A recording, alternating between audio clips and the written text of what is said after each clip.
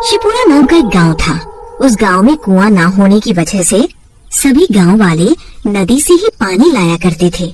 एक दिन गांव की एक औरत निर्मला नदी के किनारे बैठकर कपड़े धो रही थी। तभी उसे नदी से डरावनी आवाज सुनाई दी।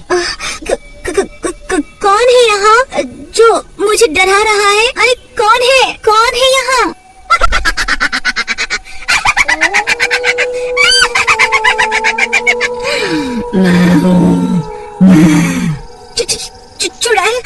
चुड़ैल भागो यहाँ से, भाग जाओ यहाँ से।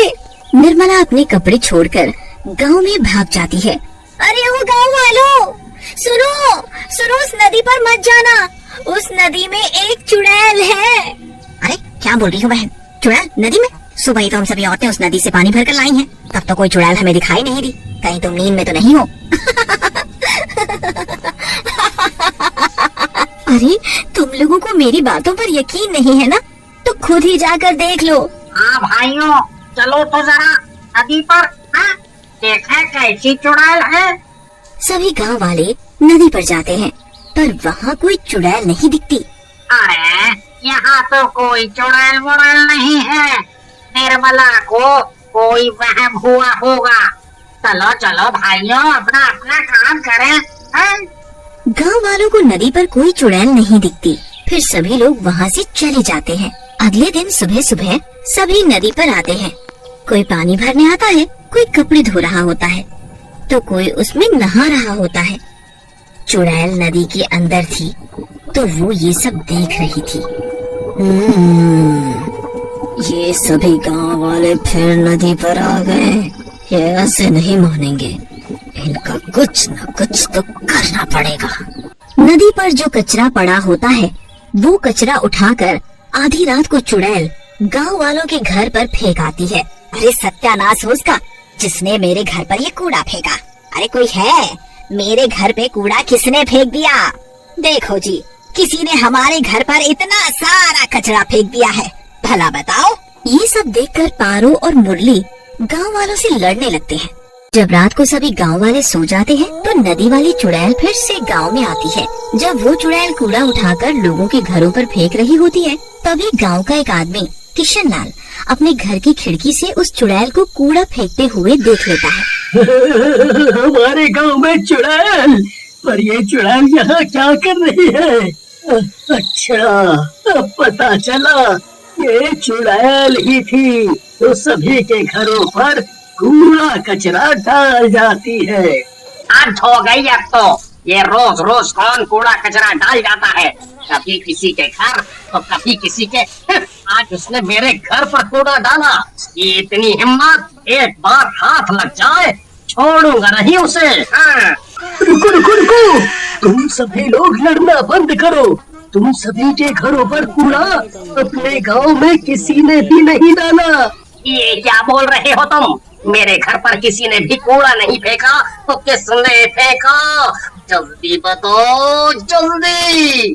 हाँ, बताता हूँ। पहले तुम सब सरपंच जी के घर चलो, वही बताऊंगा सब। फिर सभी मिलकर सरपंच जी के घर जाते हैं। क्या बात है, तुम सभी लोग एक साथ यहाँ?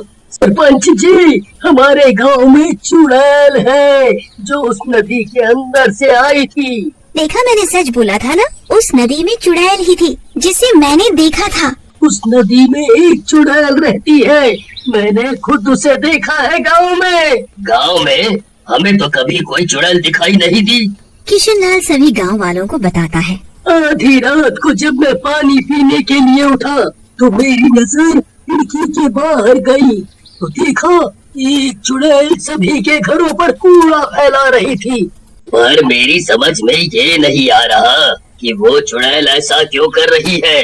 अब नदी पर जाना खतरे से खाली नहीं है। सरपंच जी, अगर हम लोग नदी पर नहीं जाएंगे तो पिएंगे क्या? और बाकी घर का सारा काम भी तो पानी से होता है, खाना बनाना, नहाना, कपड़े सभी। पूरे गांव में एक भी कुआं नहीं है। अगर कुआं होता तो इतनी परेशानी नहीं होती। ये तो बहुत बड़ी समस्या है। मैं सोच रहा था कि किसी तांत्रिक बाबा को बुलाया जाए गांव में, वो ही कुछ कर सकते हैं अब। सभी गांव वाले सरपंच की बात मान लेते हैं और सरपंच जी एक तांत्रिक बाबा को बुलाकर सारी बात बताते हैं। अच्छा, इसलिए तुमने मुझे यहाँ बुलाया।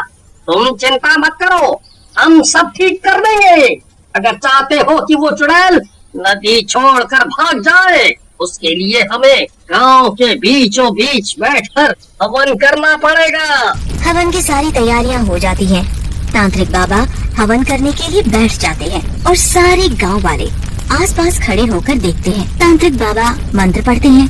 सरपंच जी, वो चुड़ैल अब इस गांव में कभी नहीं आएगी। बाबा, गांव में चुड़ैल नहीं आएगी, पर नदी का क्या? हमारे गांव की सभी औरतें नदी से पानी लाती हैं। तभी चुड़ैल वहाँ आ जाती है। तुम लोग मेरा कुछ नहीं बिगाड़ सकते, मैं बहुत ताकतवर हूँ। इस तांत्रिक को तो मैं फूंक मारकर हवा में उड़ा सकती हूँ। तुम क्यों गांव वालों को परेशान कर रही हो? वो लोग नदी पर जाते हैं पानी भरने, तो तुम उन्हें डरा कर भगा देती हो या फिर उनके घरों पर कूड़ा कचरा डाल देती हो। क्या कूड़ा कचरा मैं करती हूँ? जरा चलो तुम सब नदी पर मेरे साथ। चुड़ैल सभी गांव वालों को अपने साथ नदी पर ले जाती है। देखो, जरा इस नदी को तुम सब देखो। तुम लोगों ने इस नदी की क्या हालत कर दी है। मैं तो आराम से नदी के अंदर सो रही थी, पर तुम सभी गांव वालों ने इस नदी में इतना कचरा फैला दिया, जिसकी वजह से नदी का पानी दूषित हो गया और मुझे नदी के अंदर घुटन महसूस होने लगी, जिसकी वजह से मैं नदी के बाहर आ गई और तुम लोगों को यहाँ से भगा दिया। तुमने हमारी औरतों को पानी नहीं भरने दिया, हम लोग कहाँ जाएं अब पानी भरने? तुम लोग बहुत ही गंदे हो। अपना घर तो साफ रखते हो और सारी गंदगी नदी पर करते हो, तो कोई नहा रहा है उसमें। और तो और उसी में तुम लोग जानवरों को भी नहला रहे हो, फिर उसी पानी को तुम लोग पीने के लिए ले जाते हो। इतना गंदा पानी तुम सभी कैसे पी सकते हो? इसीलिए मैंने सोचा कि तुम लोग ऐसे नहीं मानोगे, तुम सबको सबक सिखाना जरूरी था। तुम सही बोल रही हो, तुमने हमारी आंखें खोल दी। आज के बाद हम सभी लोग नदी पर गंदगी नहीं करेंगे। हाँ, अगर हम सब नदी पर काम करेंगे तो गंदगी तो होगी ही। इसका हल भी मैं बताती हूँ। सरपंच जी, आप गांव में 2-3 कुएं बनवाएं। गांव में कुएं होंगे तो किसी को भी नदी पर आने की जरूरत नहीं होगी, सारा काम घर पर ही हो जाएगा।